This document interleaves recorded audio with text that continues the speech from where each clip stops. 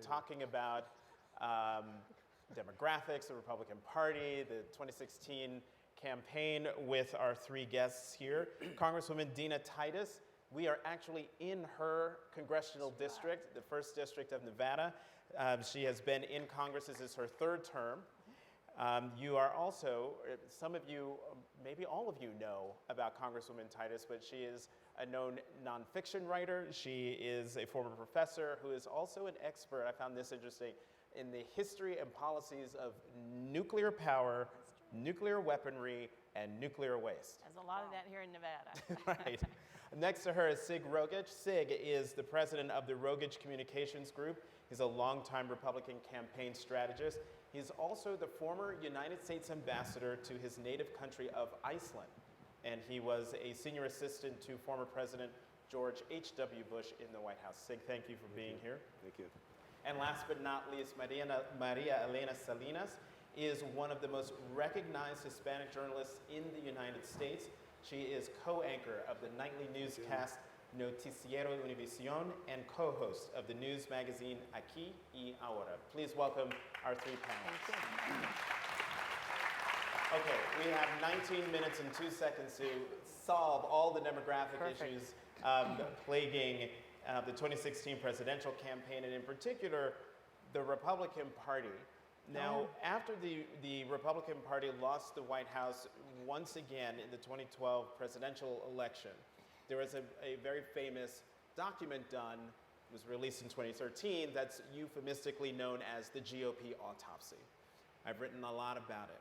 And my favorite line in the autopsy comes from none other than former House Leader Dick Armey. And Dick Armey told the GOP strategists and consultants who put together this autopsy this fantastic line: "You can't call someone ugly and expect them to go to the prom with you." Yeah. And this was in relation to the Republican Party's relationship or lack thereof with the Latino community. That was in 2013. We are now in 2015. Is the Republican Party still calling people ugly? And how can the party change that once there is a nominee? And I'm going to pick on you, Sig, first. Well, I hope they're not calling them ugly. There's a lot of them, and I don't think that if we repeat the election statistics that we had in the last election cycle, where we got 25% of the Latino Hispanic vote, it's an unwinnable election, in my opinion. Couple that with the fact that they lost the black community vote by 87%. They lost the Asian vote by 47%, I believe it was, and they lost the Hispanic vote by 44%. The essence of all this, it means that changes have to be made, and I think that Reince, as the chairman of the party, is doing everything he can to do that. There's approximately 200 people throughout the country working full-time. There's 150,000 volunteers trying to reach out and touch base with the communities to change that whole dynamic. And something transformational happened, for this is a party that Ronald Reagan won significantly among the Hispanic voters, and 20 years later they lost it in the same dramatic fashion. So I think they recognize that. I think there's an opportunity to reach out. I think that Republicans share the same values that are important to the Hispanic, Latino community. I know that if you were to list their key issues, you talk about jobs and the economy, you certainly talk about taxes, and one of the other more important issues that they're focused on in those communities is the increase in the minimum wage. And I don't think Republicans have done a good job of telling the reasons why they shouldn't have that. You said that in your response in terms of the Latino community, there are a lot of them. There was a report done by a Republican outfit called Insurgent Republic, where they had this spectacular statistic. This was in 2015, so 2013, their statistic was every month for the next 20 years, 50,000 US-born Hispanics turn or become eligible to vote. and that leads me to you, Maria Elena. You know, I want your response to what Sig had to say, but also your observations of what's happening in the middle of the Republican primary process. Okay, yes, it's true. Every 30 seconds, a Latino turns 18. And one thing that people need to understand is that the image of Latino community is usually immigrants, and they're not. The majority of the growth in the Latino community is of US-born Hispanics. So their potential is tremendous. It is estimated that in 2016, there will be 28 million Hispanics of voting age. Sid was right in saying that there's a great potential there. There is a great opportunity. However, that opportunity is not being taken advantage of. And are they still calling them ugly? I think it's worse than calling them ugly. They're calling them criminals and rapists, and they're blaming them for the crimes and for drug. Okay, you can say that it's one candidate. It's one candidate saying those names, but then you have the rest of the candidates that did not come out and defend the Latino community and did not come out and say, it's not true, this is not happening. So, you know, he's right when he says that there are issues that are very important to the Latino community. In the last Univision poll, #1 issue is jobs in the economy, #2 is education, #3 is healthcare, and immigration is #4. It's #4, but it's in the it's still in the 90s. And immigration is an issue that people feel very passionate about. It's one of the issues that drives their Latino vote. And even though Latino voters don't have an immigration problem because they are citizens, they either at one point were immigrants, they have someone in their family or a friend or a neighbor who are immigrants. And when you insult undocumented immigrants, there's a feeling that you're insulting the whole community. And that's why it's a very passionate topic for everyone in the country on both sides of that topic. Congresswoman, I mean, we're in your district. Are you seeing that passion that Maria Elena is talking about? Well, absolutely, but I would remind you that it's not just the Hispanic population. In District 1, the Asian population is the fastest growing ethnic population across many countries in Asia. I have the most diverse district in the state. We've got everybody from Thailand to Ethiopia. It's a very interesting district. But I would go back to the point about calling them ugly. Aside from the rhetoric that you hear from the people who are running for president on the Republican side, let's look at the policies that the Republicans in Congress have stood for. They will not bring immigration reform up for a vote. They've been opposed to the Voting Rights Act. They didn't want the Violence Against Women Act to apply to Native American women or women who are undocumented. That's called them pretty ugly, if you ask me, and it crosses a lot of different ethnic boundaries. Sig, go ahead.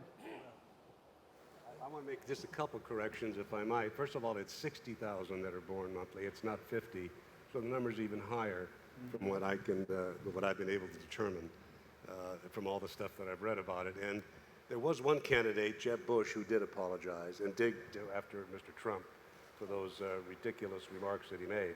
So I'd like to give him credit for that. And I think there's an understanding among the Republican Party candidates that they're not going to win in 2016 unless this is corrected. And I think they have time to correct that, and I think you'll see things that are a reflection of that. We can debate about the Immigration Act, and it's debatable as how you get there.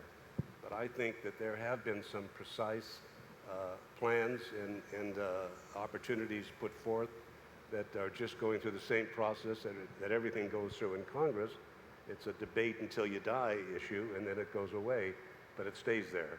It's one of those kinds of things that goes on. I know that they certainly would like to find a reform package that's reasonable and that's well represented on both sides of the aisle. So I think that those will be forthcoming. I would remind you that a bipartisan bill passed the Senate, so we have had that debate and had bipartisan support. That's right, and it's the House that just will not even bring it up for a vote. Well, maybe we'll see some changes there. I don't know. It's just funny. I have this theory that the day that John Boehner decided that he was going to resign happened to be the day after the Pope spoke in Congress. And John Boehner is actually the one that decided not to put the immigration reform up for a vote.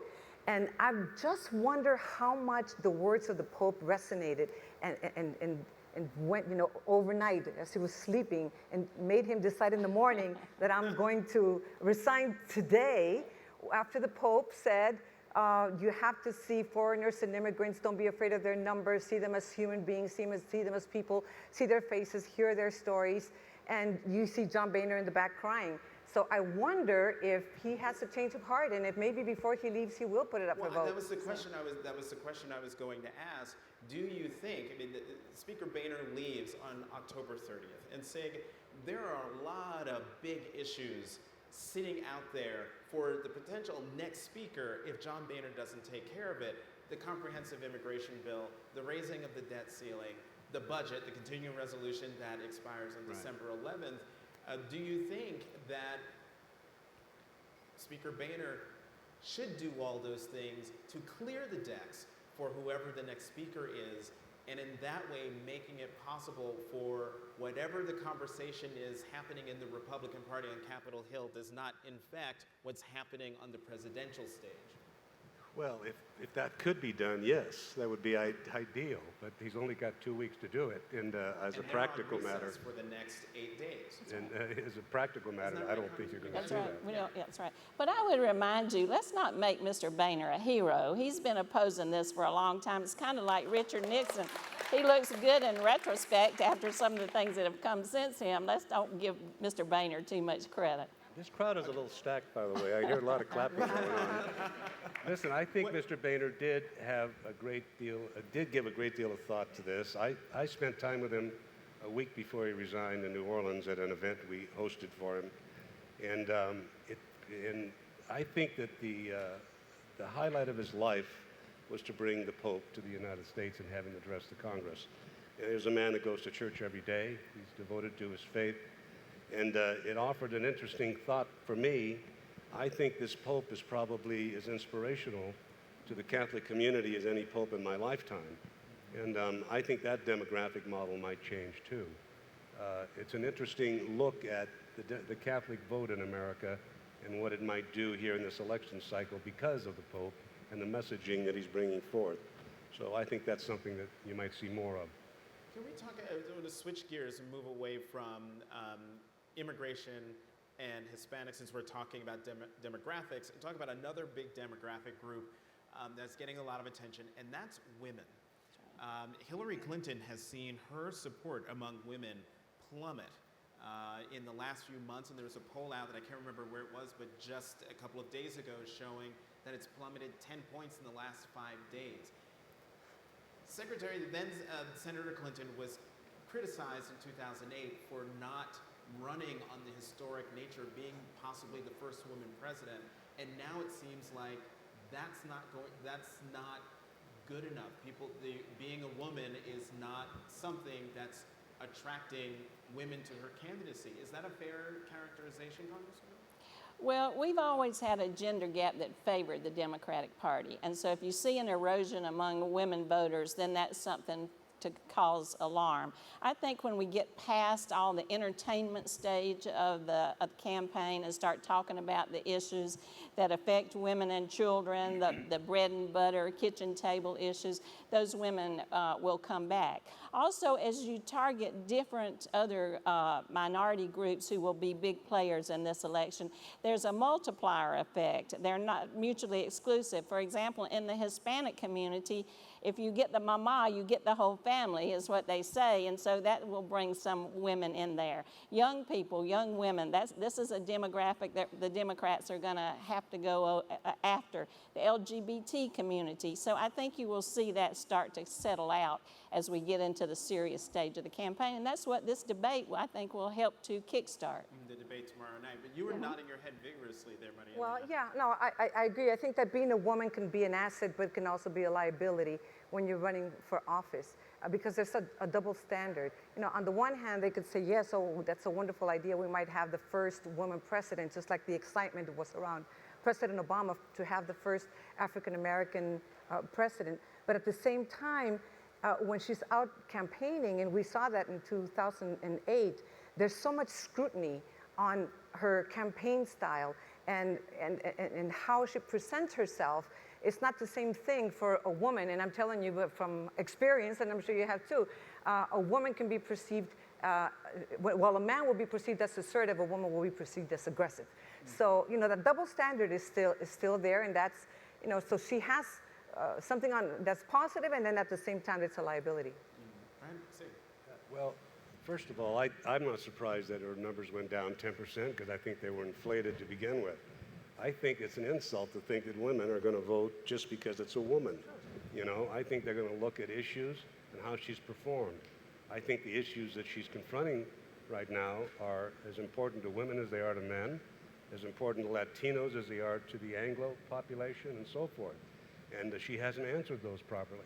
Her poll numbers reflect 61% of Americans believe that she's dishonest or lying.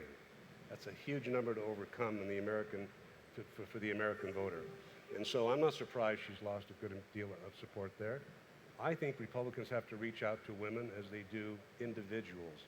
I think there are issues certainly that are focused specifically on women's issues, and we'll certainly address those. But by and large, we share the same issues: the economy, jobs, more women in the workplace. They understand jobs. They understand taxes. They understand what they have to pay to the federal government. They understand the same problems that everybody else does. I think that's why the debates are so important, because that's when the candidates, that's when the voters actually get to hear the position of the candidates on the different issues and not rely only on name recognition or popularity to make your decision. You need to make your decision based on facts and on the candidates' positions. That's why these debates make a difference. Well, I think that's why she will be talking about issues that affect women. She's not appealing to women because of what she's wearing. She's appealing to women because she's talking about things that the Republicans, again, going back to what I'm accustomed to in the House, who have been against women. The attack on Planned Parenthood and women's health, the reluctance to do the Violence Against Women Act. They will not do the equal pay for equal work. They refuse to even bring that up. These are issues that women care about. She's on the right side of those issues. Now, Sig raises a good point in that issues that are important to women are issues that are important to everyone. You mentioned jobs. Jobs are important to women as jobs are important to Latinos and African Americans and LGBT Americans. But Sig, don't you think that people who are watching this campaign, when they hear candidates from the left or the right talk about these issues, jobs, immigration, healthcare,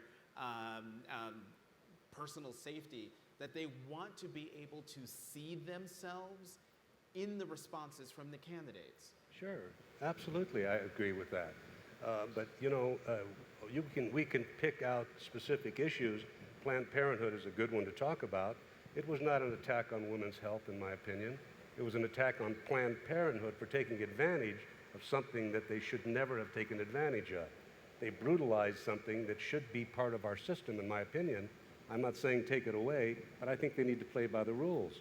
And the rules do not call for some of the heinous things that occurred under Planned Parenthood. So the issue is not going after women's health issues. But I think this thing, the issues today, you have to remember, are going to be a lot different 10, 11, 12 months from now when these things are moving targets. But all in all, it's going to get back to jobs, the economy, and historically, any incumbency has never been reelected when the national poll figures reflect 40 to 45% approval rating for the economic situation in the country. It's never happened, and it probably won't this time. And we have 90 seconds before the end of this panel, so I'm going to give each of you a moment to say a last word. María Elena. I think I was just going to add that at the end of the day, I think what's going to make a difference is turnout, is the enthusiasm that you see in all these different groups, and women and African Americans and Hispanics. Will they feel excited about the election, or will they be turned off and decide to stay home and not vote? And that's what's going to decide who's going to win. With no Obama on the ballot, that's an issue. Sig Rogich, I would agree with her word. entirely. The voter turnout is about 47% or something like that in the presidential election. The same with the Asian community. They don't have a high voter turnout, and yet you're absolutely right. It is a growing base. So I think that's what you look for. Who can get their voter base out? What kind of energy is there? And I think we'll see a lot of changes on who the candidates are about that time. And Congresswoman Titus. Well, I agree. The Democratic Party's always been a big tent. You can see that in the people we elect. I'm part of a minority-majority caucus. You can see it in the issues from voting rights to immigration reform, and you can see it in the policies that our candidates are talking about. And I think that Hillary Clinton will continue to talk about those issues, and you will see excitement generated among the young people, among women, among different ethnic groups. And I think it's going to start tomorrow night. Congresswoman Titus, Sig Rogich, María, Elena, Salinas, thank you very much.